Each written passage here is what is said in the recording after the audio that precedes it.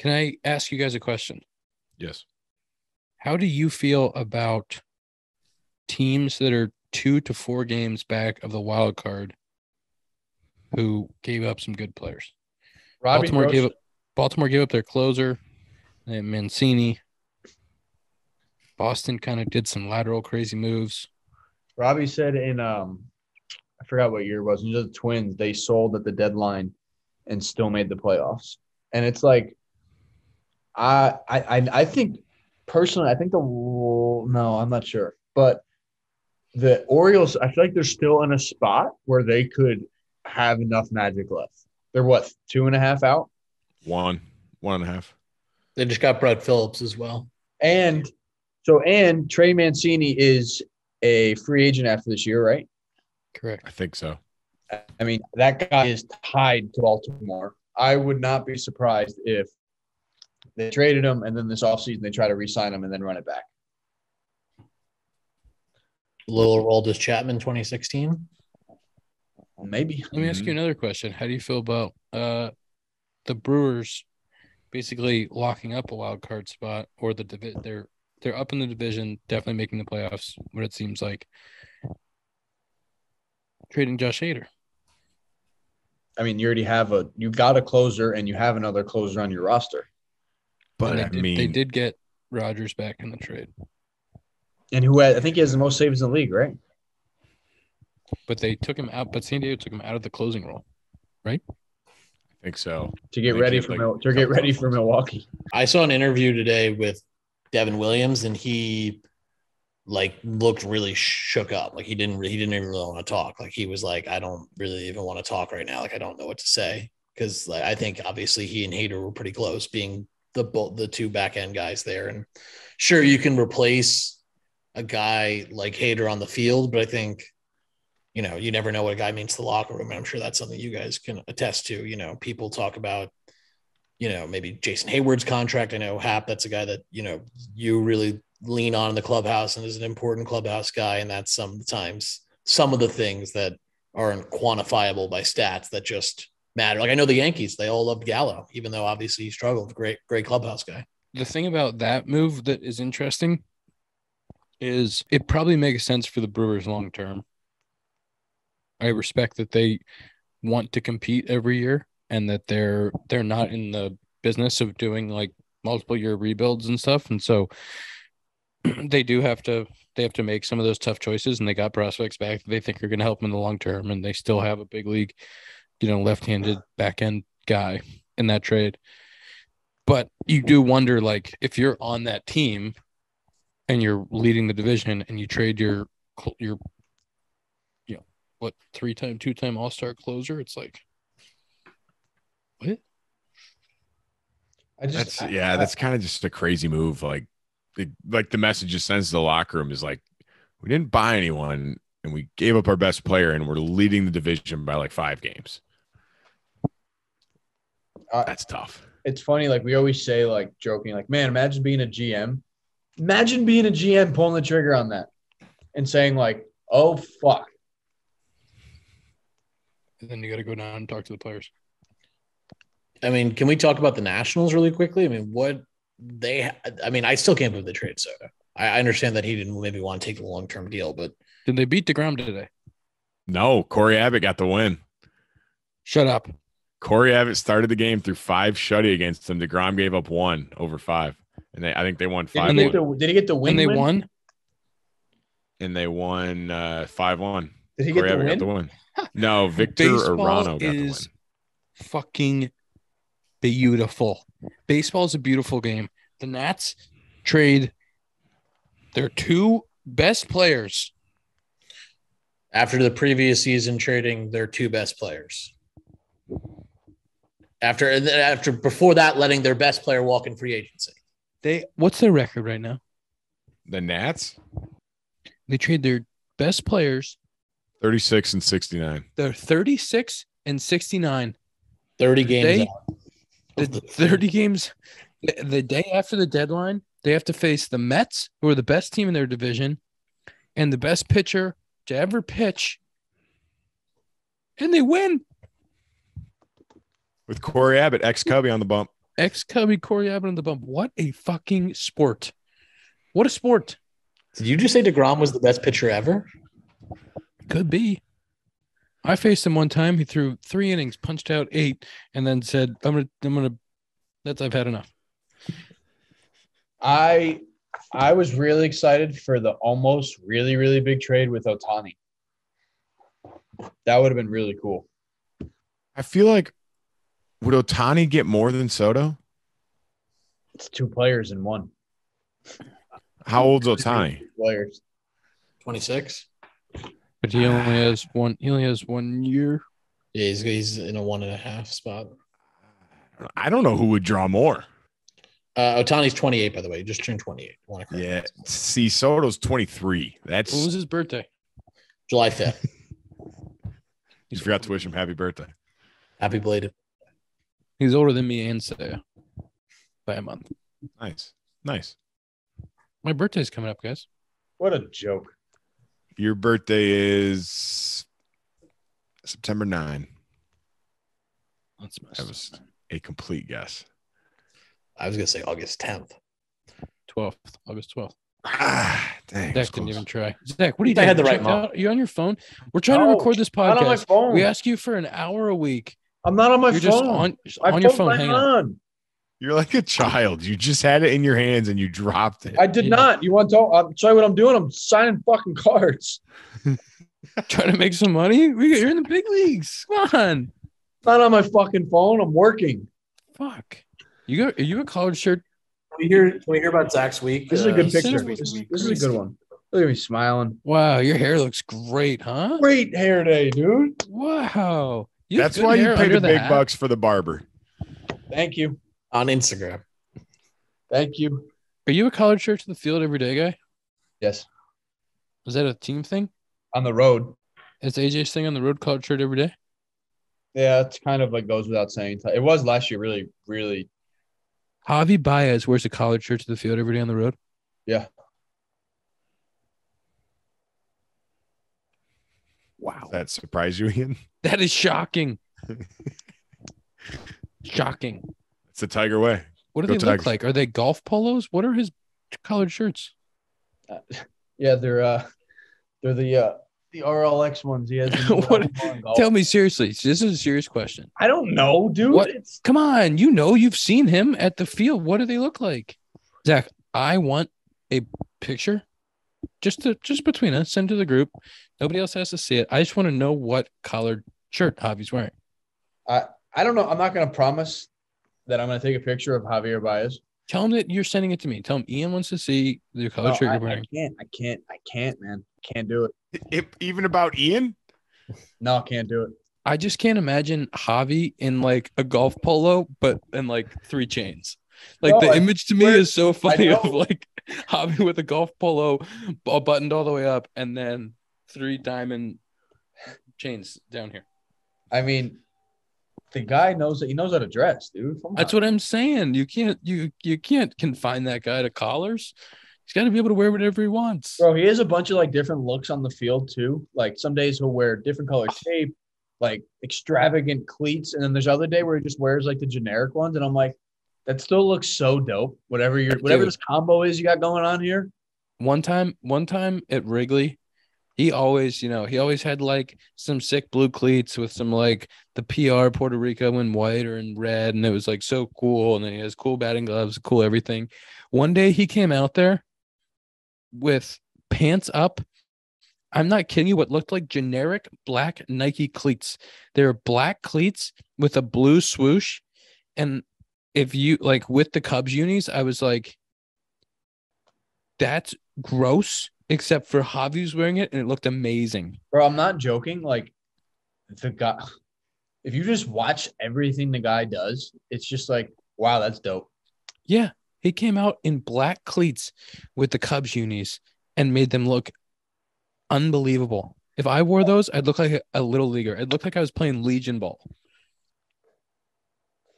I don't know what it is, bro. Like, I don't know. This conversation has gone from trade deadline to us talking about how great Javi is. Maybe we can get it back on the rails. And you know how we get it back on the rails in this podcast? We talk about Athletic Greens. Athletic Greens is the best. Talk about it, Dakota. It's unbelievable. I love Athletic Greens. I'm trying to read this ad, and all I could say is how great it is. Oh, shit. One delicious scoop I gotta mute myself. of Athletic Greens, absorbing 75 high-quality vitamins, minerals, whole food, superfood, source superfoods, and probiotics. Oh, shit. Dakota. I love it. It's the How best. much? Tell me how much. It's the best. I love it so much. You've turned tastes Dakota into a hostage. He's acting as if there's a gun to his head. He's so scared. I love Athletic Man, Greens. It's lifestyle friendly, just so you know. Oh, shit. Dakota does really love it. You know what we call that? Athletic. You know what we call that? Good, clean fun. That's all it is right there. Good, clean fun. Zach's over there signing cards. We're I was cracking up. gonna He didn't even hear the joke. Zach looks up between cards just to see what's going on. He's like, "Do they need me? All right, I'm in." I have been on every conversation that we've had. Yeah, for sure, man. Athletic Greens is going to make it easy. They're going to give you a free 1-year supply of immune-supporting vitamin D and 5 free travel packs with your first purchase. All you have to do is visit athleticgreens.com/compound. athleticgreens.com/compound. They are great. They're great. Oh, God. All right, I don't let's think get they're this going to thing love back on it the if we rails. just steal someone else's marketing for theirs. If we just They're great. No. Let's get this thing back on the rails. Is there any other trades that we need to talk about? Anything else that happened? A lot happened. The, Zach, are you really sad about your friend Robbie? I mean, are not you even miss him a joking? lot? Yeah, like He's a friend of the pod too. I've had teammates obviously that get traded. It's like, oh man, you're great. We'll still be friends, like whatever. But like, I think it was different just because he took me under his wing as like my first year last year, and even this year. Yeah. You know, like I think that is something obviously I've never dealt with before or even thought about. And I didn't even think he was going to get traded until like a week and a half ago. We were like joking about it, and he was like, "No, like I think I'm going to be," and I'm like, "What?" You know, Is he on the back end of his 2-year, or is he got one? Back end. And obviously he hasn't had the greatest year, so I was like, I don't think, we were just talking. Like he's like, yeah, I mean, I don't know, but I've just heard that it's a possibility. And like I said, him taking me under his wing and kind of we've hung out a lot. He showed me a lot and taught me a lot, and just something that you always hold on to. And then kind of just say bye. We said bye for had a few drinks last night, but it was just like, I don't know, it just happened quickly. And with him in any trade. But like I said, I think this one's different because of how he helped me last year and how we've become close. Yeah, and it's awesome that you guys have that relationship, but it's hard because those guys that you get close to like that, like when they get moved, it's like it's harder. Some guys are harder than others, and My heart couldn't have taken you getting traded to, Ian. That's why I'm glad you stayed. I've already lost Zack, then Scott. I couldn't take IH8 leaving. can we talk about one other thing that happened just recently? Mm-hmm. Little Austin Riley 10 for 212. That was from the clouds too, like out of nowhere. Good for him. Can you talk about also the day that GM of the Braves, Alex Anthopoulos, had? He did that and made, I think, 2 trades that day. Like, how do you switch your day up? Hey, man, we're going to sign you to a huge contract. Stay right there. We'll get a picture, and then I got to go take a phone call. He's working hard. He's grinding. He has that whole infield locked up. Or unless they're going to have to offer Dansby. Said Dansby. I saw a comment from Olsen, I think, that was basically like, it's pretty cool to come to the field and know that, like, he's there, Ozzy's there, Acuna's there, Riley's there for a long That's time. unbelievable. Yeah. Like, that doesn't happen. It's just like the Jeter shit. Like, this doesn't happen. It's really cool for that organization that those guys all get to play together for that long, and like, And they just he deserves it. Riley deserves it. That guy rakes. Who's that? Austin Riley. He Riley. rakes. He deserves that. Sick deal. Dude, he's such like a centerpiece for that team too. And he was a young guy last year and just had a huge postseason. Remember we played him. He was on the Mississippi Braves in Double A in 18. Yeah. And I remember he was very good then. We're like, this guy's a good baseball player. I'm pretty sure he was in the fall league the year before with Vossler and them. Yeah. And I could be wrong. I'm pretty sure he was there. And he said, like, yeah, that's the best third baseman he's ever seen in his life. Like, there was nothing that got by that guy. Him and Olsen are going to hit back to back for a long time. That's like, it's so sick. And then you have, like you said, Acuna too. Like, Wait, real quick. I think it's really a powerful thing in a lineup to have like the same 1 through 5 every day. I think that's a big deal. And like you build that relationship with those guys, you get used to driving each other in, you get used to talking about pitchers and like all this stuff. That team has a set 1 through 5. Crazy. Set. And it's like big time players too. And Michael Harris is hitting 9 for them. He's going to be there for 6 years at least. speaking of the Braves as well, Robbie said yesterday that it was at Truist Park, right? Yeah. That's the only field he hasn't been to either or hasn't played in. Let me tell you. Now he's it's going sick. to go play there. Yeah. This is He home. said, he said it's ridiculous. It is a sick ball yard. Zach, what do you think I'm going to say was the biggest trade of the whole weekend? It's a Cubs trade, to give you a hint. Scott? Dixon Machado. Dixon Machado to the Giants. Oh, wow. To face the Cubbies. To face the Cubbies. For people that don't know, we were playing the Giants. A ball got away from, I can't remember who. And Lighter and caught their shortstop in the head. Who was Scary filling moment. in for Brandon Crawford. Who was filling in for Brandon Crawford, got hit in the head. Scary moment. He walked off the field, but concussion protocol symptoms. So they didn't have a shortstop. That night they traded for Dixon Machado, who was our shortstop in AAA, who all three of us played with. Team captain. All three of us played with in 19. So Dixon was starting at shortstop the next day in San Fran against the Cubbies. Dixon had gone to Korea to play for a couple years and could just come back this year. Got to the big leagues with San Fran. Awesome for him. But the most hilarious part, you guys know his walkout song. Yeah. No way he still had it. Yes. He had it in the show? He had it in the show. I'm Yes. out there in left field, and this walk-up plays, and I go, no fucking way. Tom, I don't know if we'll be able to find this for the people. It literally – Dixon Machado. Dakota, can you please sing it for us? No. Okay. Well, hold on. I don't know. Like the beginning, it's like Dixon Machado. Dixon Machado. But it doesn't say Dixon Machado. It says something in Spanish. Yeah, and I something asked in Machi Spanish, what but it is. It does sound like Machado. I always joked that it's like Dixon Machado, like it's his name. But I asked him, and he's like, in Spanish, it's like, here comes the turkey. And that's why it sounds like a turkey sound. It makes no sense. It's a crazy song. Wait, okay. Hilarious. Speaking, we're on walk-ups. Ian, last year, you and Jock Peterson foamed over whose walkout? Wait, what? You foamed out of the mouth. Who did you talk about all the time? Like, whose walk-up last year? Edwin Diaz? Edwin Diaz. Do you see how big his walk-up is right now? Yep. It's huge now. Blew up. It's probably from our podcast. It's probably from talking about it on our podcast. That's what I'm saying, dude. It's a powerful podcast. A lot of people listen to it. I have a song. I don't know if it's the right song. It'll start playing. Can you play it? in a Can you play second. Yeah. Do you want to hear it? We'll Please. see if this is right. All right, here we go. End of a Colgate ad. No free ads. I can't hear it. Go. Can you guys hear it? I can't hear it. No.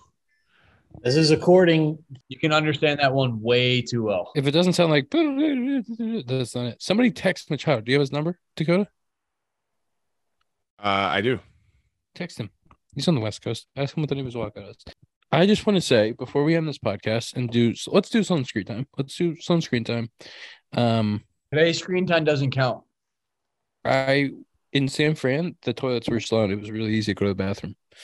Really easy. Oh, they were in. Fuck, where did I just come from? Toronto. No, they were. Yeah, when we got in from customs in Minnesota, they had them there in Sloan. They had Sloan ones. Nice. My screen time's probably really high today. Oh boy. I'm gonna win today. I guarantee I win it. My last 2 days are much higher, and a lot of it was spent on. What do you guys got? Sloan screen time. Presented by Sloan. We love Sloan. If you need flushers that you don't touch, Sloan. We got. Mine's 7:33. Oh my goodness. What do you mean? It's trade deadline. What? Tom? 5:10 for me. 5:10. Dakota, what's your time? 3:51. Ow. Wow, good for you. Nice job. Ow. Where were you looking up trades then? Low hanging fruit in my group text because Zack was all over it. I knew I had him on it. He was on his iPad on Twitter. Tom?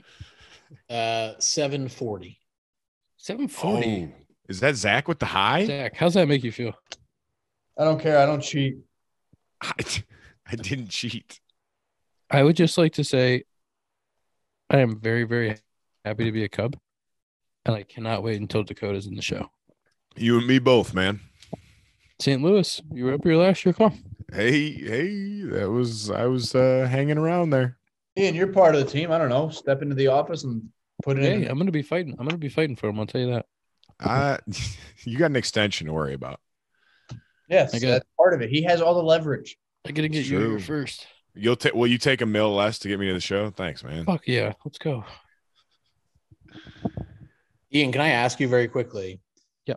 What do you feel like the qualifying offer, because I know you're a player rep, affected what happened today? Because it does feel like maybe the Cubs decided, this is my opinion, I'm not speaking for anyone else on this podcast, but ding, ding, ding, ding, ding. The qualifying offer was better than whatever the Cubs were going to get for Wilson Contreras and possibly yourself. For sure. I think all the GMs were waiting to see how the chips would fall, but I think the qualifying offer for sure, I think it played a big role in how teams went about their business this week. And I think, teams with a guy like Wilson Contreras, they value that first round pick so highly, or comp pick so highly, that if they're not getting at least a player like that, or a player that they deem comparable, they'd rather just take the pick and move on. And so, yeah, it's interesting that, I would have liked to, it would have been interesting to see how things sort of shaken out across the league, not specifically with us, without the comp pick, and like how that would change trades and trade deadline stuff. But it is really interesting. And I think the whole CBA and how it's the expanded playoffs, instead of there being like the league thought there would be, like 10 teams competing for the spots in each league, there's in the National League, there's one other team competing. There's 6 spots, 7 teams. Is that right? No, 7 spots, 8 teams now in the National League. It's definitely, or I think it's 6 spots. 6 spots, 7 teams. 6 spots, competing in the National League right now. Let me tell you, I'm glad the trade deadline's done, because I am not even involved, and just knowing you, I was so stressed, and I can't imagine what the last couple of days have been like for you. I honestly think my family was more. I was pretty stressed. My family, I think, was just crazy stressed. So in the National League, there's 7 teams that are competing here, with the Phillies and the Cardinals being tied for the last spot. The Giants are 4.5 back. They did not trade Rondon or Peterson, but they did trade Ruff. Rodon. And then what? It's Rodon. You said Rondon. Yep, that's what I meant. Rodon. And then the next team is the Marlins at 8.5 back. So the playoffs basically being decided minus 1 team with 2 months of the season left is kind of a bananas outcome for the new playoff system. And then in the AL, you have Cleveland a game back, Baltimore a game and a half, and they traded 2 of their best players. The White Sox didn't do anything. They're 2 games back. Boston did some crazy lateral moves. Boston did literally a buy sell. They did some crazy stuff in their two games back. It was really weird. Yeah. So White Sox, it's very White Sox signed or traded for Jake Diekman. The White Sox did? Yeah, I'm pretty sure. Really quick before we go, we should also mention Vin Scully, longtime Dodgers announcer, baseball icon. Passed away today. The Dodgers announced, or now yesterday, I guess technically.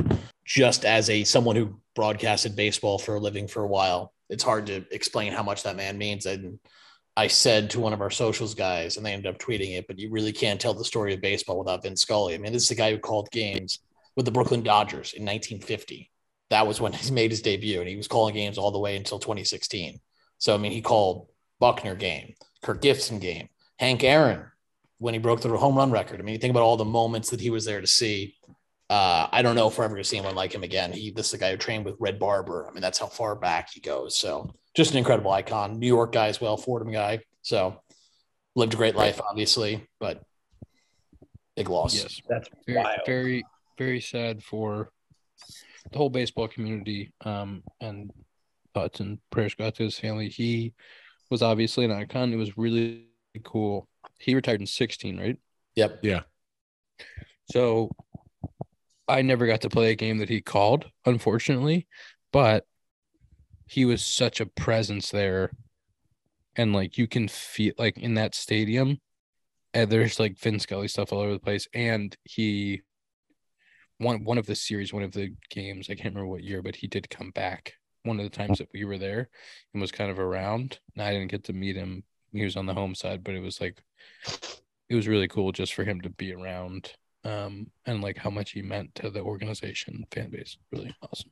That's my Vin Scully story. That's your Vin Scully story, and you're sticking to it. Yeah. Anything else before we wrap episode 120 of the Compound Podcast presented by Parsley Rum? I love Parsley. You love Parsley. If you drink Parsley, you plant a tree.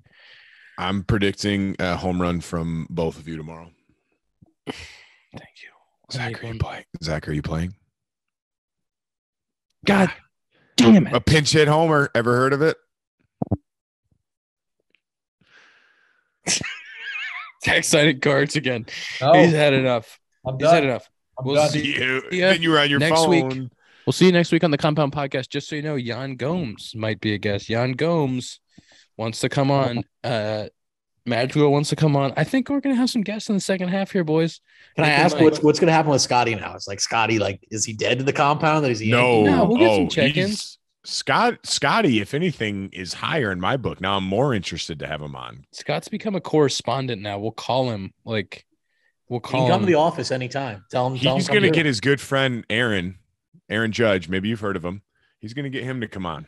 We might do we could do like a weekly 5 to 10 minutes with Scott. I don't know if we could get him to get off the phone in 10 minutes, but maybe we can do. I was going to say, we're going to need like to give him set more a time timer. We'll set a timer. This will be the segment. We'll have Scott on. We'll set a timer. And once the timer's up, we have to hang. We have to hang up on him. Like, just gone. Whatever he is, mid-sentence, like, boop, gone. Yep. I think it's 10 minutes on the clock. Exactly. Scott gets to talk. We'll ask him a few questions, but then the second it hits 10. Done. All right, boys. That's episode 120 of the Compound Podcast. See you next week. Glad you're still coming. Woo!